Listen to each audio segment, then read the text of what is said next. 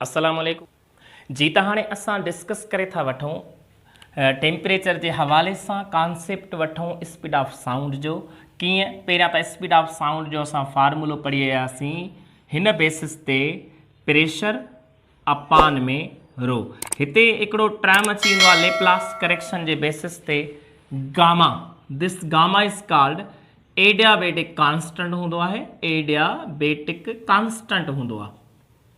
ठीक है, यो रेशियो होंदो आहे हिकिड़ो CP अपान CV जो। What is CP?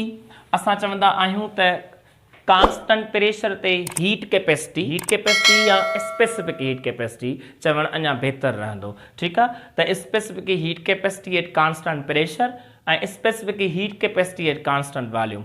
माना इन बेसिस ते गैसिस जो कॉन्सेप्ट अची वेंदो आहे। इन्हें असां डिटेल में कोन था वञूं। असो जो कॉन्सेप्ट है फार्मूले के बेसिस ते स्पीड ऑफ साउंड जो टेम्परेचर से रिलेशन, टेम्परेचर से वो पहिरियां कॉन्सेप्ट वठूं त छा है। माना हाणे असां इहो डिस्कस कंदासीं कहिड़ा फैक्टर आहिनि जेके अफेक्ट थींदा आहिनि, अफेक्ट कंदा आहिनि कंहिं ते स्पीड ऑफ साउंड ते, या स्पीड ऑफ साउंड कहिड़नि फैक्टरनि जे करे अफेक्टेड थींदी आहे। माना असर थींदो आहे, उहा घटि थींदी या वधीक थींदी या साॻी रहंदी। ठीक है, हाणे ॾिसो इन में असां हीअं वठंदा आहियूं त जीअं मिसाल ॻाल्हि मां हिते प्रेशर जो कॉन्सेप्ट वठां। फ़िलहाल प्रेशर साॻो डेंसिटीअ खे मास अपान वॉल्यूम करे वठंदा आहियूं, अंडरस्टूड आहे। ऐं हिते जेकॾहिं मां प्रेशर वॉल्यूम साॻो PV मथे खणी वञा अपान में मास साॻो रखां, हिते हीअं हूंदो आहे। ऐं नंबर ऑफ मोल्स हूंदो अथव गिवन मास ऑफ गैस जेकॾहिं वठूं एयर, ऐं अपान में मोलर मास या मालिक्यूलर मास चवंदा आहियूं। ठीक है, हाँ जेकॾहिं हिते मां ही एम वॾी हिते डिवाइड थी करे हेॾे वञी मल्टीप्लाई त NM is equal to the smaller M थी वेंदी। माना गिवन मास ऑफ गैस थी वेंदो आहे। त हिते जेकॾहिं मां वैल्यू पुट कयां इहो त इहो थींदो हिते जेकॾहिं रियल PV जेको हूंदो अथव PV is equal to the what NRT हूंदो अथव। PV is equal to the NRT हूंदो आहे। त हाणे जेकॾहिं PV जो वैल्यू पुट कयूं, PV जो value NRT divided by M करे रखो तॾहिं सही आहे, ऐं M जो वैल्यू पुट कंदा आहियूं पोइ। बहरहाल इन डिटेल न आहे। रिलेशन कहिड़ो आहे स्पीड ऑफ साउंड जो टेम्परेचर सां। त स्पीड ऑफ साउंड जो टेम्परेचर सां रिलेशन आहे डायरेक्ट, लेकिन अंडर रूट ऑफ टेम्परेचर। ज़हन में रखिजो अंडर रूट ऑफ टेम्परेचर हितां वठंदासीं। ही बि कांस्टेंट आहे, ही बि कांस्टेंट आहे, ही बि कांस्टेंट आहे। येस, त कांस्टेंट हटाए करे डायरेक्ट रिलेशन वठिबो आहे। हाणे ॻाल्हि इहा आहे त जेकॾहिं मां हिन खे कंपेयर कयां, स्पीड ऑफ साउंड खे कंपेयर कयां at given temperature with respect what 0 degree Celsius जे बेसिस ते, 0 ते। ठीक आहे, ऐं हिन पासे मां रखां अंडर रूट में टेम्परेचर को बि गिवन हुजे जेको 0 खां मथे या हेठि हुजे, डिवाइडेड बाय असां उहो 0 डिग्री सेल्सियस वारो टेम्परेचर वठंदासीं। ठीक आहे, ऐं इन खे अञा जेकॾहिं कंपेयर कयां फार्मूले खे गौर सां ॾिसिजो। Speed of sound divided by 0 degree Celsius ते जेका स्पीड थींदी आहे, 0 डिग्री सेल्सियस ते ज़हन में रखिजो speed of sound eight 0 degree Celsius असां वठंदा आहियूं 331 मीटर पर सेकंड वठंदा आहियूं। त इहा ॻाल्हि ज़हन में हुजे। त हाणे जेकॾहिं मां हिते इहो वैल्यू ई रखां तॾहिं बि सही आहे 331, ऐं हिन पासे मां अचां टेम्परेचर गिवन हुजे। ठीक आहे, जेको बि आहे उहो गिवन टेम्परेचर, ऐं 0 डिग्री सेल्सियस खे केल्विन में कन्वर्ट करे रखां त हमेशह केल्विन में कन्वर्ट करे असां रखंदा आहियूं त हीउ थींदो 273 केल्विन में ईंदो अथव। 273 केल्विन में। तव्हां 9th में तव्हां फार्मूलो पढ़ियो हूंदो त डिग्री सेल्सियस में जेकॾहिं कन्वर्ट करिणो आहे त केल्विन मां माइनस कंदासीं 273, ऐं जेकॾहिं केल्विन में कन्वर्ट करिणो आहे त डिग्री सेल्सियस प्लस 273। त हीअ असां फार्मूलो पढ़ंदा आहियूं। ठीक आहे, त इहो कॉन्सेप्ट अथव। हाणे जेकॾहिं केल्विन में कन्वर्ट करिणो आहे 0 हिते पुट कंदासीं, छो जो 0 डिग्री सेल्सियस मिलियल आहे, बाक़ी बचंदो छा 273। त हिते असां 0 डिग्री सेल्सियस वारो 273 केल्विन में असांजो अची वेंदो आहे। हाणे असांखे speed of sound eight given temperature ते खपे। गिवन टेम्परेचर त हीअ शइ ते डिवाइड थी करे होॾे वञी मल्टीप्लाई कंदी, त speed of sound eight given temperature 331 साॻो हेॾां वारो हेॾे वञी मल्टीप्लाई में असां अंडर रूट में छा वठंदा आहियूं टेम्परेचर ओवर 273। ही आहे उहो फार्मूलो जेको असां कंहिं बि टेम्परेचर ते स्पीड ऑफ साउंड खे जेकॾहिं काउंट करिणो आहे, कंहिं बि टेम्परेचर ते असां जेकॾहिं स्पीड ऑफ साउंड काउंट करिणो आहे। हाणे हिते हिकिड़ो कॉन्सेप्ट आहे त टेम्परेचर जो जेको रिलेशन आहे उहो स्पीड ऑफ साउंड सां कीअं आहे, डायरेक्ट आहे। कीअं डायरेक्ट आहे, थोरो सोचिजो। जॾहिं टेम्परेचर वधंदो, सोचे ॾिसिजो त स्पेस वधंदो। हवा जी ॻाल्हि था कयूं, हवा जी स्पेस वधंदो यानी डेंसिटी घटिजंदी। गौर कयो, स्पीड ऑफ साउंड जी पहिरियों प्रॉपर्टी पढ़ी आया आहियूं त speed of sound elasticity upon density हूंदो आहे। हाणे हिते जेकॾहिं डेंसिटी असां रिलेशन वठूं त पोइ उहो इनवर्स आहे, इनवर्सली रिलेटेड आहे। डेंसिटी घटिजंदी, छो घटिजंदी?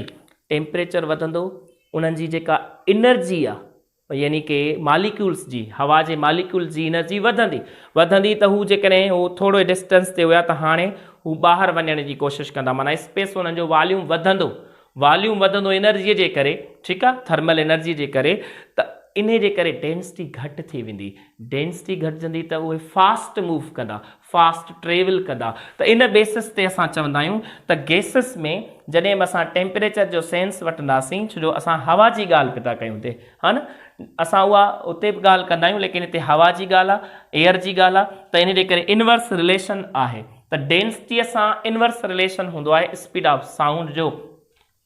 हाणे हिते असां ॿियो सेंस बि वठंदा आहियूं त जेकॾहिं असां कैलकुलेशन जे बेसिस ते ॻाल्हि कयूं त जेकॾहिं 1 डिग्री सेल्सियस वधायूं, इंक्रीज़ कयूं, कंहिंखे टेम्परेचर खे वधायूं 1 डिग्री सेल्सियस, मिसाल 2 डिग्री सेल्सियस, मिसाल केतिरा बि डिग्री सेल्सियस इंक्रीज़ कयूं त ॿुधायो स्पीड ऑफ साउंड केतिरा टाइम्स वधंदी।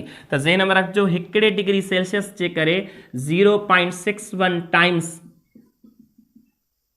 जेका स्पीड ऑफ साउंड आहे उहा इंक्रीज़ थींदी अथव।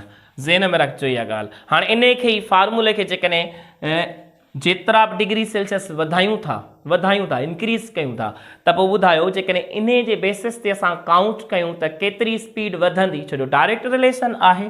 त उन जे लाइ ही फार्मूलो हूंदो अथव स्पीड ऑफ साउंड एट यानी कि increasing of temperature which is equal to the V0 0 degree Celsius ते प्लस में 0.61 लिखी करे ऐं मल्टीप्लाई में टेम्परेचर केतिरो वधियो आहे डिग्री सेल्सियस जे बेसिस ते, त असां चवंदासीं इहो फार्मूलो हूंदो अथव। त हिते असां ईअं लिखी सघूं था 331 प्लस 0.61 इंट में टेम्परेचर। त टेम्परेचर जेतिरो बि वधायो, 5 degree Celsius, 20 degree Celsius, 50 degree Celsius, केतिरो बि वधायो, उन जे बेसिस ते असांजो जेको टेम्परेचर जे बेसिस ते स्पीड ऑफ साउंड काउंट थींदी आहे, उन जे लाइ ही फार्मूलो अथव। वरी ॿुधी छॾियो, जॾहिं तव्हांखां केरु पुछे 1 डिग्री सेल्सियस जे वधाइण सां यानी वधण सां लाज़मी आहे स्पीड ऑफ साउंड वधंदी, केतिरो वधंदी? तव्हां चवंदो 0.61 टाइम्स। केतिरो? 0.61 टाइम्स। त इन बेसिस ते स्पीड ऑफ साउंड जी कैलकुलेशन थींदी अथव। इहो तव्हांजे लाइ फार्मूले जो हुजे कॉन्सेप्ट, ठीकु आहे। अच्छा, हाणे टेम्परेचर ऐं स्पीड ऑफ साउंड जे हवाले सां जेकॾहिं असां ग्राफ में रिलेशन वठूं त ॾिसो कीअं हूंदो आहे। जीअं असांजे बुक में बि आहे त टेम्परेचर ऐं स्पीड ऑफ साउंड जे विच में रिलेशन।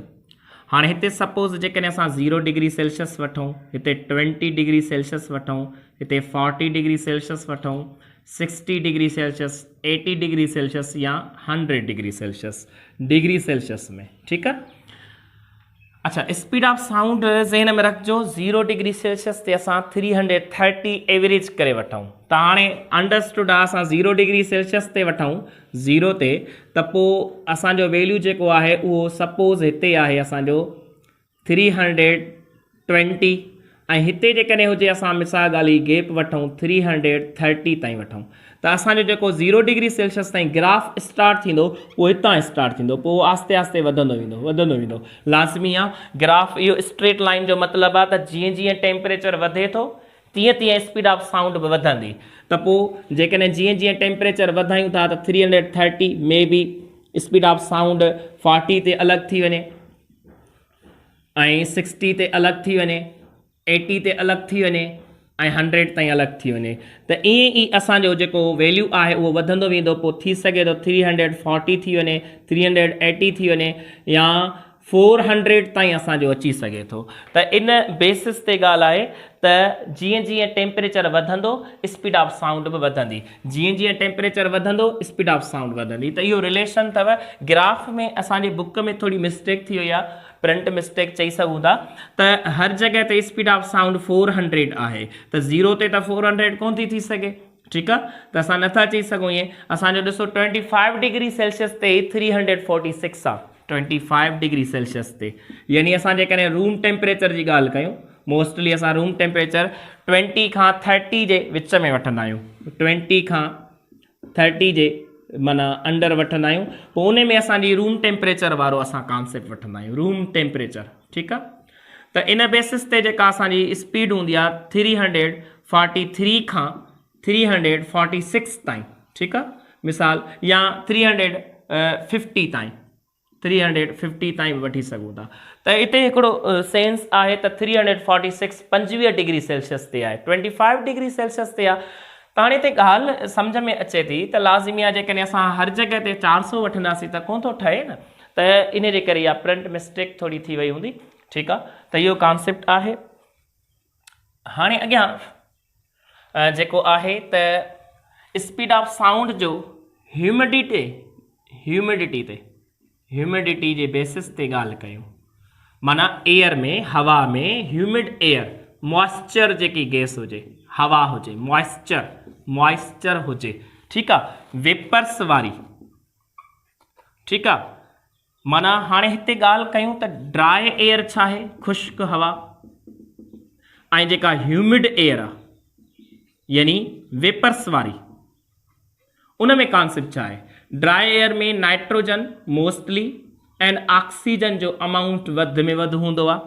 ह्यूमिड एयर में तव्हांखे ख़बर त वेपर्स अची वियो, माना वाटर अची वियो, माना हाइड्रोजन ऐं ऑक्सीजन, यानी कि हाइड्रोजन लाइटर गैस आहे, लाइटर माना इन जी डेंसिटी लेस आहे, घटि आहे। नाइट्रोजन जंहिंजी डेंसिटी हाई आहे।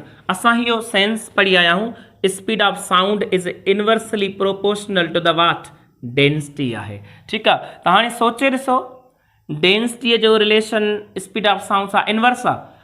ड्राई एयर नाइट्रोजन ऐं ऑक्सीजन ते मुश्तमिल आहे, माना डेंसिटी इन जी वधीक आहे। त हाणे ड्राई एयर में स्पीड घटि थियणु घुरिजे, छो जो डेंसिटी वधीक स्पीड घटि, इन जे करे जेका ड्राई एयर हूंदी उन में स्पीड घटि हूंदी आहे। ऐं ह्यूमिड मॉइस्चर वेपर्स जेका गैस मुश्तमिल हूंदी आहे हाइड्रोजन ऑक्सीजन ते, इन जे करे हाइड्रोजन लाइटर आहे, यानी डेंसिटी उन जी घटि आहे। जंहिंजी डेंसिटी घटि उन जी स्पीड ऑफ साउंड वधीक, इन जे करे हाइड्रोजन जे हिसाब सां वठूं त स्पीड ऑफ साउंड वधीक थींदी देन कंहिंखां, ऑक्सीजन खां। जेकॾहिं असां कंपेयर कयूं या असां नाइट्रोजन खां कंपेयर कयूं, ऑक्सीजन खां कयूं या नाइट्रोजन खां कयूं, जंहिंसां कंपेयर कयूं त हाइड्रोजन में वधीक थींदी। ऐं ज़हन में रखिजो, हाइड्रोजन में ऑक्सीजन खां 4 गुना वधीक हूंदी अथव, 4 गुना, 4 टाइम्स ग्रेटर हूंदी आहे speed of sound in hydrogen as compare to oxygen जे। त इहो कॉन्सेप्ट अथव ह्यूमिडिटी जो बि। त ह्यूमिडिटी यानी ह्यूमिड एयर, मॉइस्चर एयर हूंदी, घिमियल हवा हूंदी, उन में स्पीड ऑफ साउंड वञे, यानी कि साउंड उन में फास्ट ट्रेवल कंदा आहिनि। ऐं जेका ख़ुश्क हवा हूंदी आहे उन में स्लो मूव कंदा, स्लो माना उन में टाइम लॻंदो, ठीकु आहे। हाणे जेकॾहिं हिते सवाल थिए प्रेशर जे हवाले सां, त पोइ छा थींदो, प्रेशर वधायूं, मिसाल ॻाल्हि हाणे हिते सोचे ॾिसो त स्पीड ऑफ साउंड जो रिलेशन इलास्टिसिटी, जंहिंखे असां प्रेशर पिया चऊं पाण में डेंसिटी। हाणे कॉन्सेप्ट आहे त प्रेशर वधंदो, सोचे ॾिसो डेंसिटीअ सां छा थींदो, प्रेशर वधंदो, डेंसिटी बि त वधंदी। पोइ जेतिरो प्रेशर ओतिरी डेंसिटी, जेकॾहिं 4 टाइम्स वधे प्रेशर त 4 टाइम्स डेंसिटी बि वधंदी। 4 टाइम्स प्रेशर घटि थिए त 4 टाइम्स डेंसिटी बि घटि थींदी। इन जे करे रेशियो जेको आहे हिन जो उहो छा रहंदो, सेम। इन जे करे असां चवंदासीं त जेका चेंजिंग थी अचे उहा इक्वल थी अचे। इन करे स्पीड ऑफ साउंड ते प्रेशर जे करे नो इफेक्ट, प्रेशर चाहे इंक्रीज थिए चाहे डिक्रीज थिए, स्पीड ऑफ साउंड ते नो इफेक्ट। इहो कॉन्सेप्ट अथव त प्रेशर जे वधण सां या घटिजण सां को बि असरु न पवंदो आहे स्पीड ऑफ साउंड ते। त हीअ कुझु फैक्टर्स हुया स्पीड ऑफ साउंड जे हवाले सां जेको डिस्कस करिणो। हाणे अॻियां असां यानी कि म्यूज़िकल साउंड जेको थींदो आहे या नॉइज़ साउंड आहे ऐं उन जा जेके कैरेक्टरिस्टिक्स आहिनि उन्हनि ते डिस्कस करे था वठूं। शाबाशी जेसिताईं नोट कयो। Thank U.